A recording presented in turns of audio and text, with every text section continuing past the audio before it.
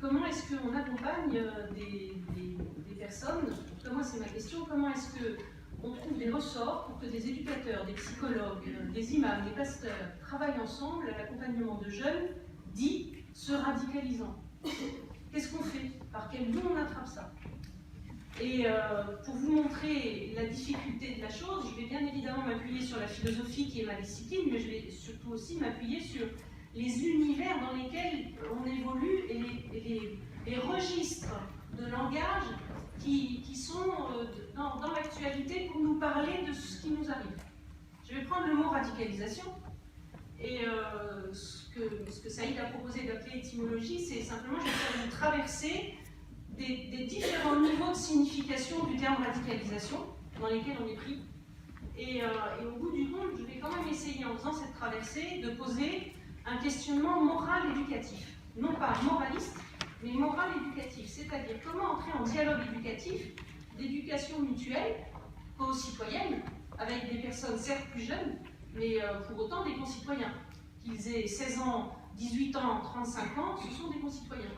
Donc comment est-ce qu'on rentre en conversation pour essayer de faire bouger les choses et c'est une conversation qui peut être conduite par des personnes qui sont elles-mêmes religieuses ou par des personnes qui sont psychologues ou par des personnes qui sont éducateurs ou d'autres, il y a des policiers aussi qui interviennent dans les dispositifs. Il y a aussi des personnels de la préfecture qui font des entretiens pour vérifier la pertinence des signalements. Donc comment est-ce qu'on rentre en accroche de dialogue moral? Mon pari, c'est qu'il y a un des registres où on peut discuter en termes sur les valeurs et les choix. Puisqu'au bout du compte, quand on agit, il faut qu'on puisse être reconnu responsable de ses actes. Et voilà un peu la chaîne de travail. Vous voyez, on y est, on y va et on essaye de construire ça. Alors, le terme radicalisation,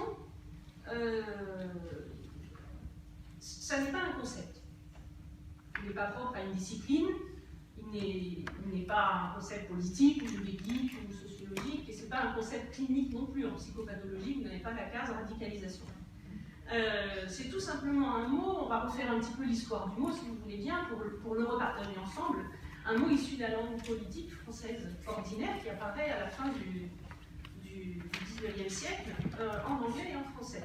Si on prend un dictionnaire de langue française assez étoffé, comme on en trouve en ligne, je pense je donne des références à une bonne petite prof, c'est le trésor informatique, le trésor de la langue française informatisée, on le trouve en ligne.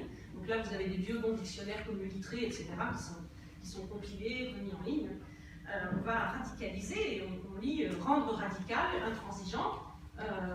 C'est un verbe qui signifie, dont le synonyme peut être durci ou renforcé. Et on apprend aussi qu'il apparaît en 1845, 1917, qu'on le voit arriver en anglais en 1823, en 1830. Donc vous voyez, c'est la fin du siècle, et les exemples de ça sont des exemples de témoignages politiques. Clémenceau est cité, par exemple. Le collectiviste se radicalisera, dit-il. Donc on sent que c'est une langue qui désigne des positions politiques. On a également des citations de presse. Les antagonismes sociaux se sont radicalisés depuis mai 68, une citation de Lacroix. Et puis on a une citation d'un philosophe, Paul Ricoeur, qui a écrit un de ses premiers ouvrages en 1949, qui s'appelle Philosophie de la volonté, qui est cité dans Radical, pour donner un exemple de radicaliser. On a un bout de phrase qui ne se termine pas d'ailleurs de la philosophie de la volonté de Ricoeur, mais dans les grandes crises, à l'occasion d'une épreuve qui me radicalise, en face d'une situation bouleversante qui m'attaque dans mes raisons dernières, 3 petits points, la citation s'arrête là. Donc voilà, on a vu le mot me radicalise, donc on met l'occurrence. Maintenant, bien évidemment, à la fin de mon intervention, si vous le voulez bien, je reviendrai à ce passage de Paul Ricoeur, j'essaierai de chercher le paragraphe entier d'où c'est sorti, parce que voilà quelque chose qui m'intéresse, c'est qu'on est dans la langue politique, et en même temps on voit bien avec Paul Ricoeur qu'on est aussi dans une langue de questionnement moral existentiel. Donc je le laisse en suspens, je vois bien quand est-ce que c'est apparu, depuis quand ça circule, et on va essayer de regarder aujourd'hui, dans une actualité stratifiée, comment le terme circule entre nous et d'où il nous vient. La question n'est pas de dire il n'est pas légitime, il est légitime, etc. On prend le terme dans sa vie et puis on regarde qui s'en sert et comment. dans le sens qu'il a aujourd'hui, lié au terrorisme djihadiste ou au passage à l'acte violent avec visée de meurtre, bien évidemment, et encore plus au moment juste après le 11 septembre, ce sont des groupes de réflexion en lien avec des actions politiques, hein, aux États-Unis, mais aussi dans le monde anglo-saxon et en Europe, qui, en criminologie, s'emparent du terme, ou se servent du terme pour établir des profils d'individus et des profils de groupes. Je ne vais pas citer toutes mes sources pour ne pas faire lourd, mais on trouve en ligne d'excellents rapports de criminologie, même en langue française, évidemment, en anglais, mais en langue française, des rapports de criminologie réguliers, récents, faits par des départements d'études criminologiques ou des groupes d'études civiles qui rassemblent des experts. Ces rapports sont, pour la majorité d'entre eux, très bien bâtis et on voit bien comment fonctionne la criminologie. Là, vous avez les sources que je ne vais pas citer dans le détail. Mais la criminologie regarde la radicalisation aux fins d'aider l'action politique de sécurité, de renseignement, de police, et aussi pour aider l'appareil juridique à saisir des personnes avant qu'elles ne commettent, sans faire exploser l'état de droit. Donc c'est quelque chose c'est un chantier de travail qui est évidemment très utile et très pragmatique, notionnel mais très pragmatique. Et en prise avec le droit, pas seulement avec la psychologie. Bien évidemment, la radicalisation regardée par la criminologie met la radicalisation du côté du crime, forcément. C'est une redondance de le dire, mais en même temps c'est important, ça le connote, et c'est légitime. Moi je ne suis pas là pour déconstruire au sens de critique. La criminologie, globalement, sur le continent européen, travaille beaucoup plus dans le champ juridique que nettement psychologique, même s'ils se servent de la psychologie, bien évidemment. Peut-être en Amérique du Nord, notamment, je pense au Canada, la psychologie est plus présente, plus puissante dans les études criminologiques, mais toujours est-il qu'on a donc des profils et en même temps des moyens juridiques pour repérer des groupes et des personnes. Et ça permet à des politiques d'agir, des administrations, des tribunaux, et à l'état de droit de se défendre et en même temps de respecter l'état de droit, son propre état de droit. Il y a un autre registre où on le voit immédiatement fonctionner, ce terme, mais je pense qu'il faut le distinguer du registre criminologique. Pour autant, il est forgé par la criminologie, quand on le voit arriver dans les années 2001, etc. Il ne faut pas oublier cette origine-là actuelle et contemporaine. On le voit aussi dans les études géopolitiques, donc dans le monde des sciences politiques. Et là, il s'agit, comme on a revu ce matin d'ailleurs, de faire une topographie, une histoire récente, des évolutions constantes des mouvances qui œuvrent à radicaliser des personnes. Il s'agit d'établir des répertoires à jour des leaders, des organisations, de leur mode de financement, des acteurs de ces mouvances, de leur mode de recrutement, etc. Il s'agit de comprendre dans quel courant d'idées politiques, d'idéologies politiques et quels terreaux nationaux ou pas nationaux, culturels, ethniques, le cas échéant, ça fonctionne. Et là, les gens qui travaillent dans ce registre d'études ne sont pas des criminologues, lesquels criminologues sont des experts au service de l'action, ce sont plutôt des chercheurs et des universitaires qui ne sont pas directement au service de l'action, mais qui sont au service qui produisent des études en vue d'éclairer la compréhension que nous avons du contexte. Ce n'est pas tout à fait le même registre de travail. Vous voyez les distinctions que j'opère. De nouveau, tous ces univers-là coexistent les uns avec les autres. Mais c'est ce qui rend le terme radicalisation difficile à employer quand on ne sait pas où on se situe nous-mêmes quand on s'en sert. C'est ça en fait l'intérêt de ce panorama que je vous propose. J'espère vous en convaincre, mais je vous laisse en juger. Et donc là, on est sur de l'histoire contemporaine et de l'histoire comparée.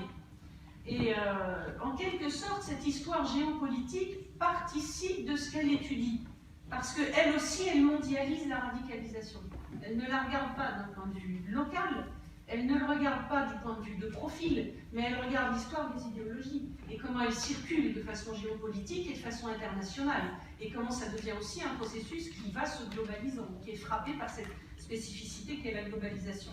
Donc c'est intéressant de voir que ça, autant l'autre registre participe de la criminalisation, de la radicalisation, je je parle du point de vue de l'étude, évidemment, il y a des actes qui sont posés qui sont des actes criminels.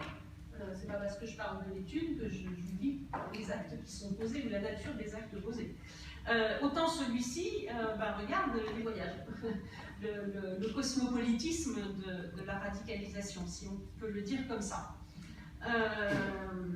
Donc, de ce point de vue-là, ça permet aussi, à un moment donné, de se pencher sur quelque chose dont moi je ne suis pas spécialiste et que je ne peux pas apporter, qui peut-être serait intéressant à prendre en compte aussi. C'est pas seulement l'émergence dans le monde arabe des radicalisations terroristes djihadistes, mais c'est aussi l'émergence européenne de la radicalisation.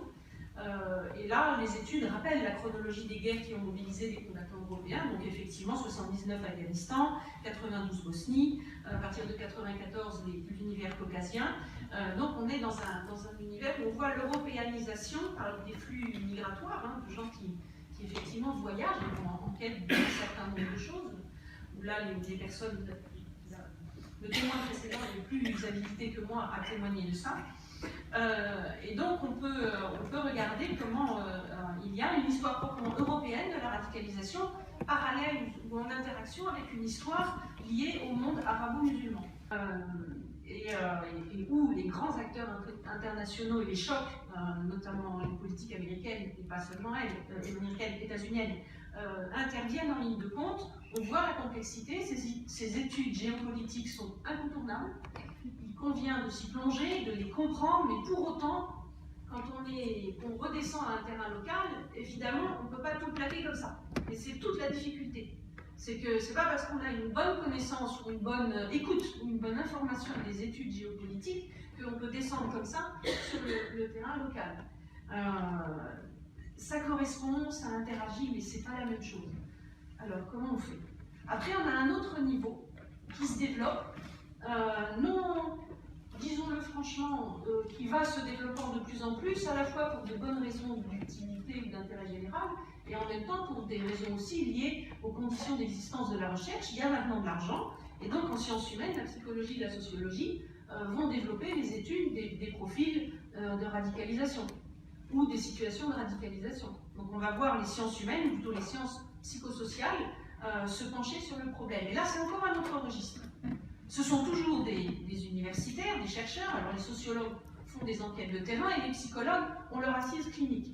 Mais les finalités ne sont pas les mêmes que pour la géopolitique. Cette fois, ce qu'il s'agit de connaître, c'est les motifs ou les ressorts psychologiques de la radicalisation des personnes, à l'intérieur de groupes sociaux, mais des personnes, et puis les phénomènes sociétaux dans lesquels ça se produit. Là, on est moins sur les personnes, mais sur des lignes des tensions de force, politico-sociales, socio-économiques. Donc on le regarde encore autrement. La sociologie, elle a comme idéal, et c'est pour ça qu'on la sollicite dans les médias souvent, une autocompréhension sociale, notre autocompréhension de notre société. Pourquoi ça nous arrive? D'une certaine façon, toute différence gardée entre ce qui arrive à des individus dans leur vie familiale privée, pour autant, dans cette société, et là je vais accepter les limites, il y a aussi des limites à ce que nous pouvons voir, c'est-à-dire à un moment donné on est dans une société, dans cette société on se demande aussi ce qui nous arrive, on est touché de façon parallèle, similaire à ce que vous évoquiez, ce dont vous témoignez, mais bien évidemment ça ne touche pas dans l'espace privé, mais ça touche dans l'intime politique d'une société. Et donc elle est aussi touchée, elle peut être honteuse de ce qui lui arrive, ou il va falloir qu'elle essaye de se défaire de cette honte et qu'elle le travaille. Alors la sociologie essaye de travailler ça. L'espace public démocratique sollicite la sociologie pour essayer de comprendre comment on peut avoir des points d'appui pour prévenir socialement ce phénomène. La sociologie parle de substrat social possible de la radicalisation. Sous-entendu radicalisation terroriste, djihadiste. J'apporterai des définitions un petit peu plus tard, plus spécialisées on va dire. Et donc la question c'est comment parler de faiblesse de la société. Et le risque c'est, attention à ne pas nourrir un sentiment de culpabilité mal placé. Parce que autant la culpabilité est la source de notre élan moral, quelqu'un comme Nietzsche l'a beaucoup travaillé, c'est parce que je me sens coupable que j'ai une protestation morale. C'est un ressort un peu étrange. mais bon, je trouve que Nietzsche l'a très bien regardé. Autant rester dans la culpabilité, ça ne nous conduit pas très loin parce qu'on s'empêche d'agir tellement on se sent ou honteux ou coupable. Donc, travailler collectivement la sortie de la culpabilité ou un bon usage de la culpabilité, c'est très difficile. Il ne suffit pas de dire Faucon, il n'y a qu'à. Donc, c'est toute la difficulté d'utiliser les études sociologiques. La psychologie, alors, pour la part de psychologie qui n'est pas exploitée en criminologie, ou qui n'est pas utilisée en criminologie plus exactement, parce que je n'ai pas l'intention d'avoir des termes péjoratifs, l'idée c'est d'avoir un impact clinique, notamment pour essayer de comprendre et de contribuer, comprendre quel est le processus de radicalisation. Alors maintenant, c'est beaucoup regardé du point de vue du processus adolescent. Il y a les questions d'emprise sectaire qui sont regardées, puis il y a aussi, les psychologues s'interrogent sur le processus adolescent. Mais la psychologie, elle a pour finalité une application clinique du soin ou bien un profilage pathologique. C'est logique, c'est dans sa nature. Si elle se combine avec la sociologie, elle cherche à expliquer le normal et pas seulement le pathologique. Mais quand même, c'est ça qu'on cherche à travailler. Alors là, si l'on n'y prend pas garde, et ça nous arrive à tous, il faut être attentif. Si on est soucieux d'un état de droit et du travail permanent de l'édification de la citoyenneté et de la co-citoyenneté, c'est de ne pas amoindrir avec trop de psychosociologie la responsabilité, la capacité de responsabilité ou l'attente de responsabilité légitime dans lesquelles nous sommes les uns les autres. L'émancipation et la liberté, ça passe à travers la responsabilité. C'est j'ai commis ça, je suis responsable de mes actes. Ça ne veut pas forcément dire je suis absolument coupable de tout ce qui m'arrive. Justement, c'est quelque chose qui est l'acte émancipe aussi. Il peut y avoir un acte terrible et il peut y avoir un contre-acte de ce terrible-là. Donc, le problème d'utiliser les sciences psychosociales ou la perspective psychosociale est de savoir mesurer comment on s'en sert sans perdre le sol éthique ordinaire de notre vie citoyenne.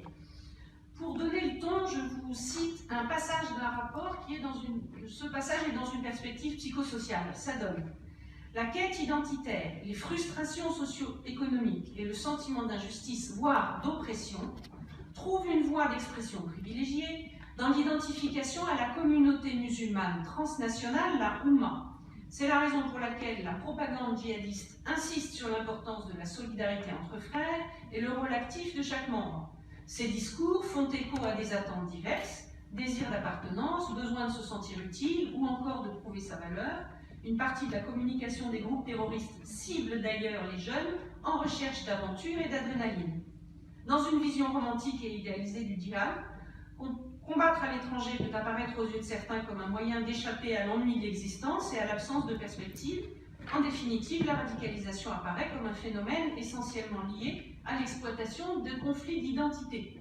Vous avez déjà là un résultat de recherche. Je ne vais pas relire toutes les recherches. Vous voyez ce descriptif. Loin de moi l'idée de l'invalider, c'est juste voilà, on est dans cet univers-là. Et si on le prend pour argent comptant comme ça, brut de décoffrage et qu'on le claque sur des situations, ça ne va pas coller. Parce que ça, c'est le résultat d'une recherche qui essaye de traduire quelque chose qui est observé. C'est pas quelque chose qui nous sert de spot pour éclairer les personnes qu'on rencontre. C'est toute la difficulté. C'est de sauter des registres. Et c'est complexe. Alors, je cite un autre fragment du psychanalyste Fetin Ben Slama, qui parle également de la radicalisation. Là, c'est un entretien qui doit dater de 2014, je crois. Le rapport que je vous ai lu juste avant est un rapport de 2015, qui est sur les radicalisations islamistes. Il reste 5 minutes, d'accord. Donc je ne vais pas lire le passage de Fethi Ben Slama, je vais rapidement aller sur un passage plus fondamental. Encore un autre registre d'études qui est un registre que j'appelle anthropologique, ou qui s'appelle d'ailleurs lui-même anthropologique, qui est les études de Farhad Khosrowshabar, qui lui, dans son petit essai Radicalisation, a une démarche assez originale. Il essaye de regarder la manière d'agir, d'être et de penser quand on se radicalise.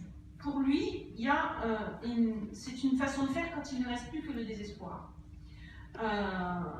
Et donc, il rappelle par radicalisation, on désigne un processus par lequel un individu ou un groupe adopte une forme violente d'action directement liée à une idéologie extrémiste à contenu politique ou social ou religieux, qui conteste l'ordre établi sur le plan politique, social ou culturel. Définition absolument dépourvue de jugement moral. C'est une définition descriptive. Et Farhad Khosrow-Khabar analyse le profil de ce qu'il appelle les héros négatifs qui font ce djihad terroriste, qui les conduit au meurtre, et au meurtre de masse dans la société civile. Il dit qu'il y a une radicalisation qui correspond à des sentiments répandus d'humiliation subie, qui n'est pas forcément une humiliation réelle, mais un sentiment d'humiliation, et le désespoir d'un côté, et la volonté d'infliger une humiliation encore plus profonde à l'adversaire, et la conviction de pouvoir réaliser l'utopie à partir d'une théologie de la folle espérance. Je pense que ces motivations sont à prendre de façon très forte et très au sérieux pour aller sur le registre moral que je cherchais, dont je passe le détail pour ne pas déborder sur mon temps de parole.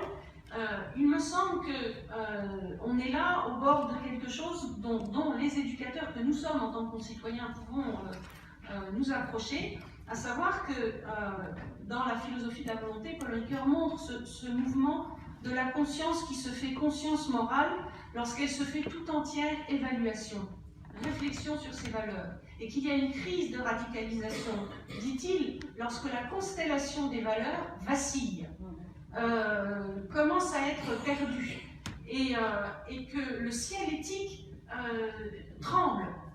Une personne dont le ciel éthique, par un système de comparaison de différentes choses, donc fait marcher son intelligence morale, au sens de sa conscience morale, une personne dont le ciel éthique se met à être le seul existence, cette question du ciel éthique des valeurs morales est une personne qui fait le mouvement de remonter aux raisons de ses raisons d'agir, aux raisons de ses raisons d'exister. Et que cette remontée-là est une remontée vers une angoisse, dit-il, des fins dernières. Et si on ne prend pas en compte ce mouvement de remontée, qui n'est pas forcément un mouvement, on ne va pas dire à quelqu'un, oui, là, tu es en train de remonter à ton angoisse des fins dernières. C'est pas ça que je suis en train de dire. Mais c'est de prendre au sérieux la crise existentielle qui est là et qui se manifeste et qui trouve des moyens de s'exprimer. Et que donc, c'est par le dialogue avec cette crise existentielle qu'il faut prendre au sérieux, même si on n'est pas d'accord avec les expressions qu'elle produit, c'est par ce dialogue qu'on peut commencer à enclencher quelque chose qui n'est pas un débourrage de crâne ou un rebourrage de crâne, ou vider et re-remplir, mais qui a à voir avec proposer un travail de transformation. Évidemment, l'interlocuteur éducateur n'est pas non plus lui indemne de ce travail-là. C'est-à-dire c'est une interaction. Et là, il me semble qu'on touche le noyau des intelligents et de l'angoisse ultime qui nous traverse tous, qu'on a du mal à regarder en face. Donc, je pense intéressant de le regarder, à la différence juste deux petits derniers mots, et je m'en tiendrai là, à la différence de Farhad Khosrow-Khabar, je parlerai moins d'utopie, parce que je pense qu'il ne s'agit pas d'utopie, mais plutôt d'apocalypse. Je crois que je ne suis pas la seule à en parler, mais d'apocalypse par rapport à une volonté politique absolue qui fait exploser le monde, c'est apocalyptique. Et ça, c'est bien la transformation de l'action politique dans le mauvais sens de cette remontée des angoisses des fins dernières. C'est comme s'il y avait un double mouvement qui n'allait pas ensemble. Et je pense que c'est ça qu'il faut arriver à travailler. Et se souvenir de ce que Bergson appelait la deuxième source de la morale, c'est, alors pour le coup, que Lévinas, lui, caractérise par la sensibilité de l'autre dans sa fragilité face à moi, qui me touche. Quand on est dans le mouvement d'angoisse profonde, on perd cette sensibilité. Parce qu'on est trop angoissé. C'est pas possible. Et je ne le dis pas au sens psychologique. Je le dis au sens d'un travail de jugement et de conscience morale. Et on ne peut pas. Il y a des étapes et un temps pour tout. Et ce travail d'alternance, il faut arriver à lui redonner une respiration, une temporalité. Voilà mes propositions, mais ça n'est qu'un terrain de recherche. Ça n'est pas du tout de l'ordre d'une connaissance assurée.